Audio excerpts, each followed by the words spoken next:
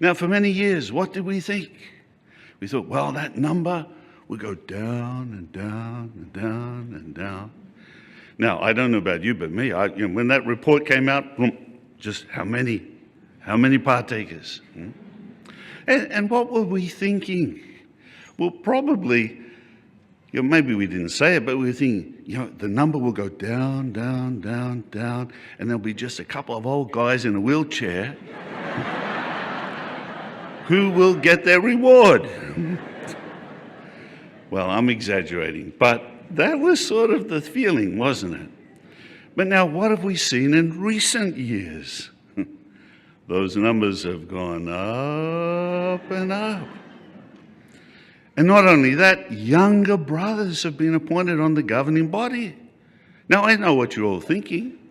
2 new ones, how old are they? We know. You're not Googling now, but you will be. But you see, we need to be careful about what we're thinking with regard to the number of anointed ones left on earth. You see, 19 years ago, I was appointed on the governing body. Even I thought I was too young. Now they tell me I'm not so young anymore. But do we see the point? What does the Bible actually tell us with regard to this? Well, it doesn't say the number would just dwindle down to just having a few older ones left. No. The great crowd of other sheep will be judged on the basis of how they deal with Christ's brothers. So that means the faithful and discreet slave, as well as all the anointed throughout the earth, will continue to be active in doing the work and wanting and needing your support, right up until the time that suddenly they will be reassigned. And isn't that what Matthew 24, verse 31 says? There'll be a gathering, the final gathering of the anointed from all different parts of the earth. So for us to think, well, there's some new ones on the governing body, they don't look too old.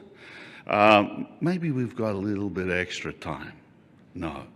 Jehovah is making sure that the faithful and discreet slave is continuing to work and is effective right up until that time of reassignment.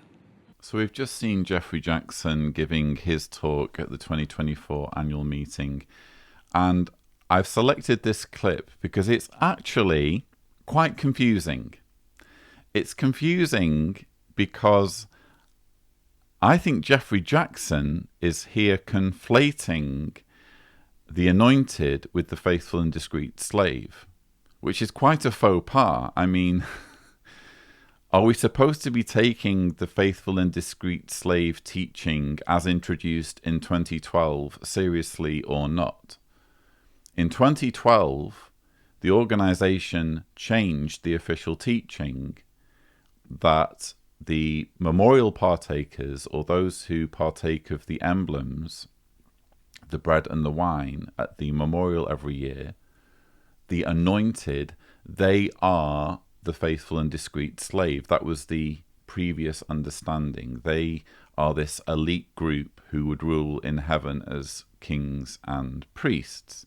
And then in 2012, they had a change of heart. They had new light, and they decided to basically disenfranchise these thousands of people around the world who consider themselves to be future kings and priests with Christ in heaven. And they said, okay, you are of the anointed, but you are not of the faithful and discreet slave. They're two different things now. So the anointed are just people who have a heavenly hope, Jehovah's Witnesses who believe they're going to heaven. And the faithful and discreet slave are exclusively the governing body. But when Geoffrey Jackson is talking, first of all, it's quite distracting how much he shouts throughout this talk. It's kind of annoying, and you're going to see more of that in the clips to follow. So that's irritating, but it's also noticeable that he speaks about the anointed and the faithful and discreet slave interchangeably. almost as though the 2012 new light never happened. Now, is this a change? Is this a new understanding? Have they ditched the new light from 2012? No, I don't think they have.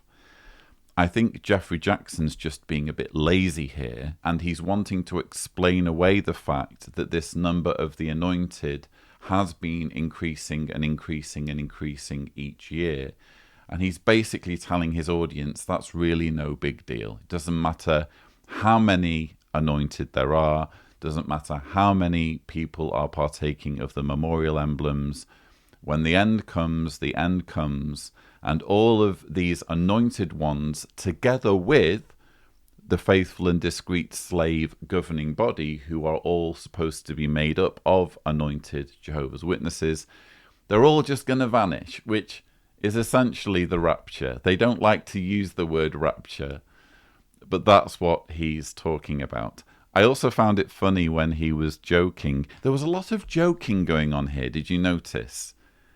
I find that Geoffrey Jackson, when he's giving these talks about Bible prophecy and new light, he almost seems to treat the whole thing like it's a stand-up routine. And I find that quite irritating, to be honest, because this is all supposed to be life or death. This is all about understanding the Bible and making it through Armageddon, and taking seriously the teachings of the faithful slave. And so for him to just be kind of making these jokes and deliberately eliciting laughter from the audience, it kind of makes me wonder how seriously he's taking it. But I found it especially interesting when he mentioned the two new governing body members, Jody Jedderly and Jacob Rumpf, and he talked about Googling them.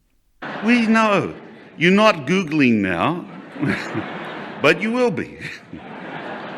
Is that really something he wants to be saying from the platform of the annual meeting?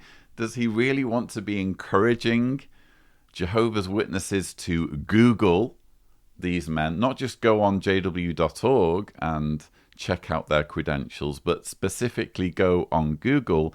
If they were to go on Google, specifically to find out more about Jody Jedderly, they would find out what I was discussing earlier, namely the fact that Jody Jedderly is a real estate guy and has devoted quite some time and money to attaining a secular qualification in the world of real estate, which is an uncomfortable fact, or would be an uncomfortable fact for many Jehovah's Witnesses to come to terms with. So this was certainly a very confusing and frankly awkward part of Geoffrey Jackson's talk at this year's annual meeting.